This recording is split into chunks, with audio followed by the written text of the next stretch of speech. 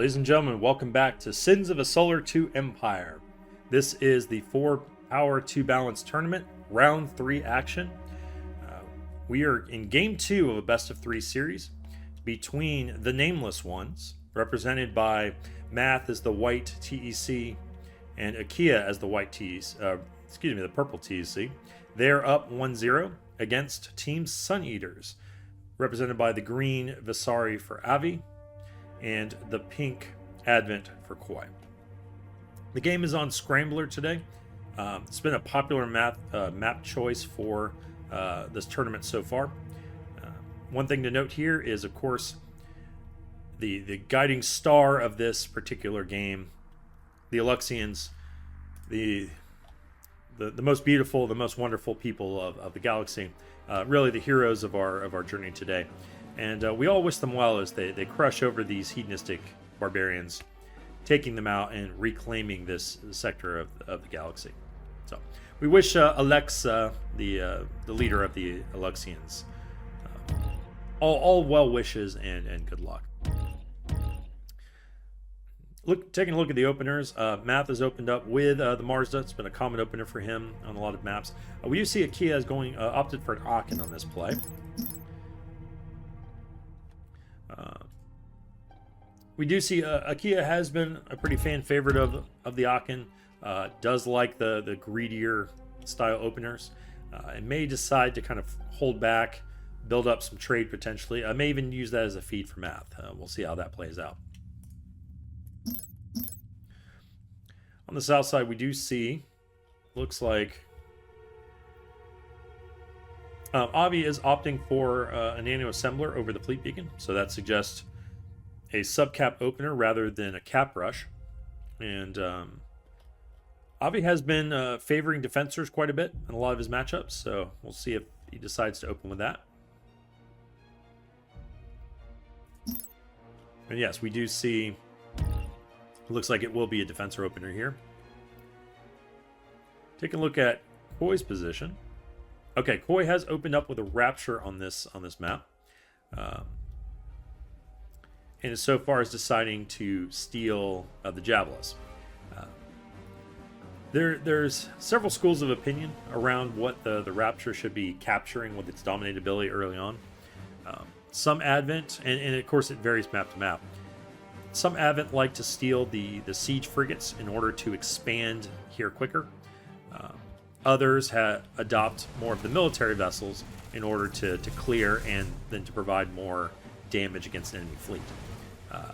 Both have their merits, and we oftentimes see the siege frigates when we're seeing a more aggressive push, because that gives you a lot more siege power. But we'll see what Koi has decided to do. And I just saw a comment about something about the gravity well. Just taking a look. Okay, I'm not seeing anything too suspicious right now in terms of... Okay, so we do have a large gravity well present on this ice world. What that generally means is a couple of things. One, it means slower movement through this entire system. It also means that it's just a huge, much larger area to cover. Often very weak with defenses then, because defenses can't reach the edge areas where the enemy fleets are at. But does mean it's a good opportunity for carriers. Now, we have not seen a lot of Aria carriers from the Advent in this tournament so far, but if we were going to see them, this would be the system to use them in.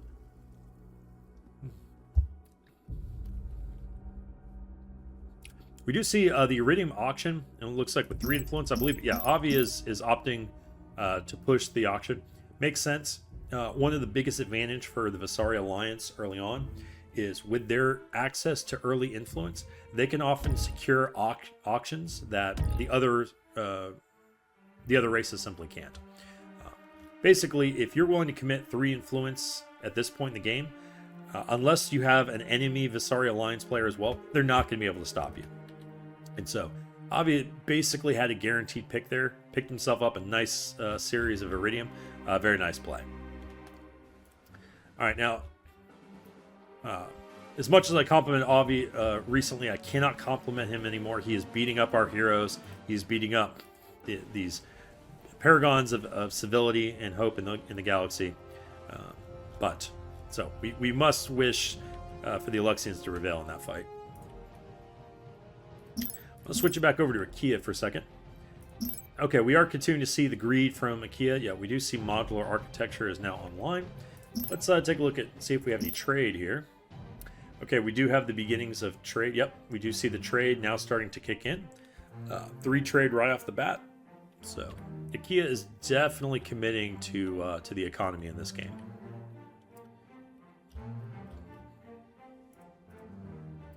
Now, Matt's doing an excellent job leveling this Mazda, and this is a pretty heavy force, and also a pretty strong derelict. So it looks like, you know, if Matt is able to kind of use this one ship to clear all these vessels out, there is a chance he may get to level 6 here. We saw in the first game how devastating the level 6 Mazda can be, and Matt may just want to put on another demonstration of the Mazda's power in this game. We'll see how that plays out. Otherwise, we do see a move to tier 2 for Math. Yeah, focus on Cobalts, just the one Mazda for now. He likely does not want to split its XP with any other capital ships.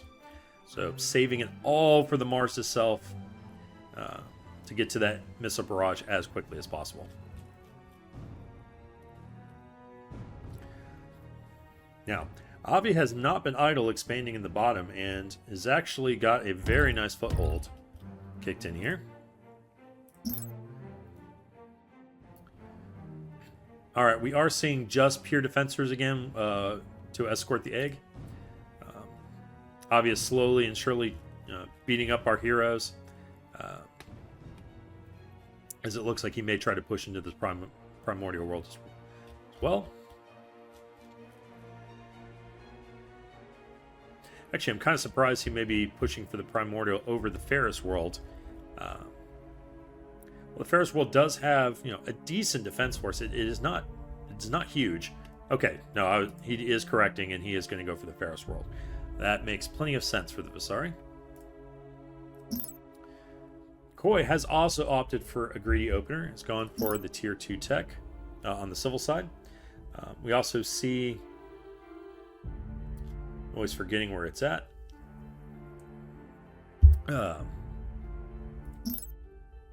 Okay, does not yet have knowledge acceleration. Okay, he's just now getting to tier 2. That makes sense.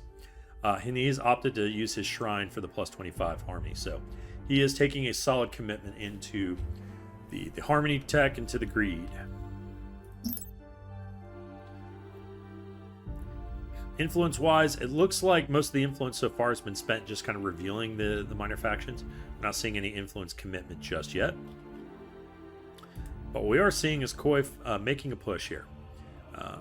He has sniped a couple of siege frigates along with his Javelins, his clearinghouse, and this is a decent little bombing force, and he might actually try to put some pressure, maybe take out one of Akia's little worlds here while Akia is distracted. Switching back to Math. Math has been able to activate his freebooters. And freebooter tech's online. Influence-wise, he is opting for focus on the Alexians. Yeah, so he's going to build up his eco that way using that method. And so far, no super production for Math. He's just doing a slow, steady buildup of his forces. Looks like he's not going to commit to a hyper-aggressive push. So after clearing that route, the Marsa is at level 7. It is just a mere 900 XP away. So yeah, between this and maybe one more fight, might be able to get some XP from the Alexians if they continue to fight down here. Math is well under his way to that level 6.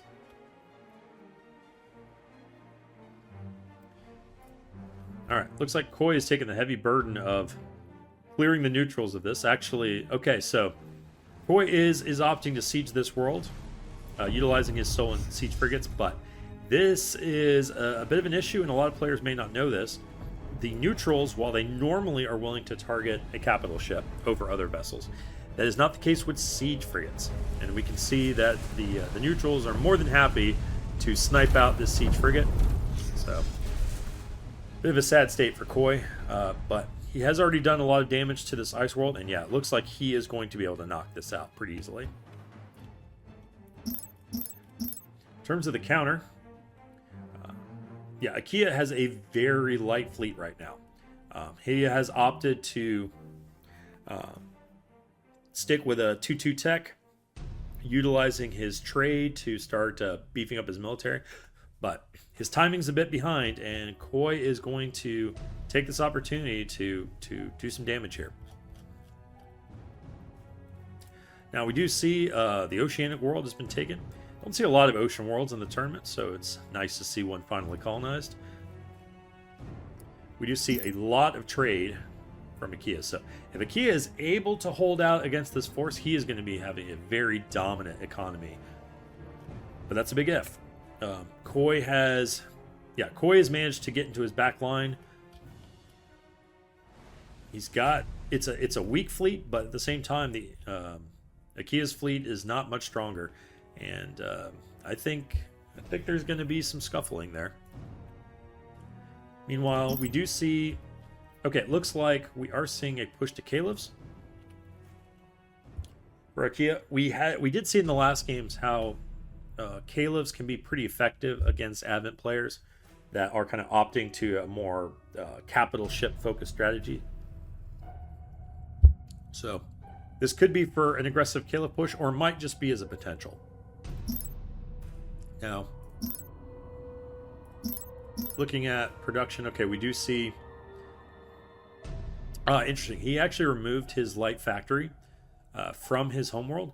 That is to allow enough logistics to get this second trade port without having to add in even more logistics, which are quite expensive. And instead decided to opt for his 3 factories on this world, Cesario. So not only does that save him a little bit of logistics time, but it puts the factories even closer to the action. So a nice little play there from IKEA. All right, now Tataria here looks like it is going to go down. The Koi's Rapture here is going to take care of business. Oh, we do have some action on the far side here. I apologize. Looks like we got a ton of action here. We have the missile barrage has already gone off. Math was able to secure that, and this fleet, the defenders have gotten pretty wrecked. The egg is. The stun is active. Yeah, this egg is going to go down. Something a lot of Vasari players, and in fact, this carrier really needs to run right now. There is one possible stun here. It is very close, but I think the carrier should be able to get out.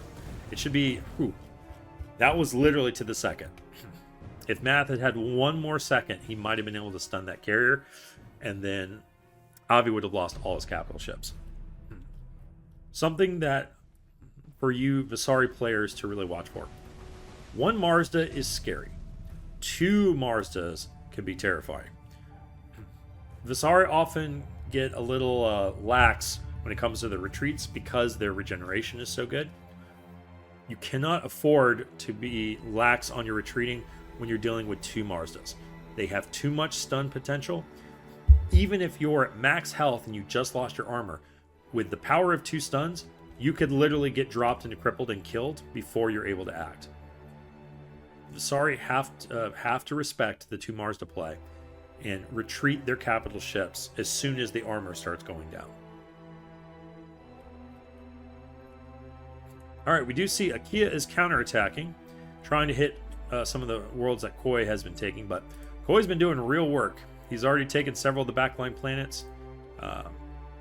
So IKEA is taking some damage here, but that said, IKEA does have a tremendous amount of trade still built up.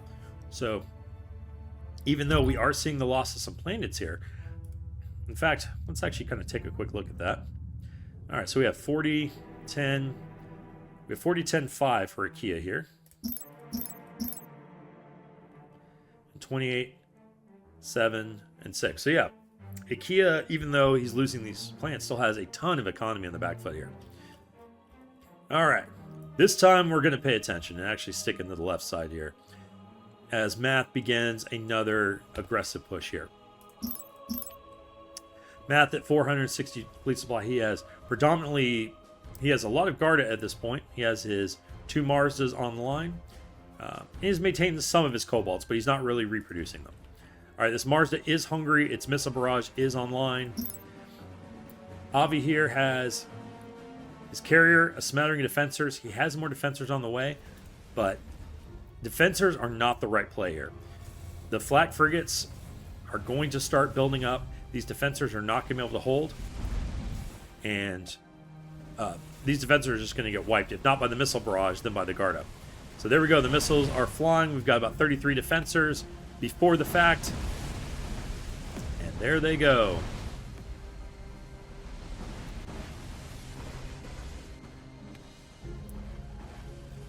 Nice little clamp there. Took out about half of them, and the rest are probably pretty wounded, and these Gardas are literally about to take these out. Now this carrier is already pretty wounded. We do have some Corsairs here with missiles.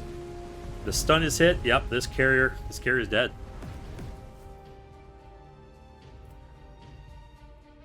Avi is looking rough here as Math continues his aggressive pursuit. We still have a 500 fleet supply for Math. Avi has dropped down to 200, and it looks like with that, Avi has already called the GG. Yep, makes sense. We see, Koi has put on a little bit of pressure on Akia, but nothing critical, and Akia's greedy eco is still intact. So Koi really just does not have enough to pursue here. So with that, and with the GG, the series goes 2-0 to the Nameless ones. Congratulations to them as they move into the 4th round of our tournament. I hope you all enjoyed this cast. Thank you for watching. Again, I am Karaslegacy. We'll see you next time.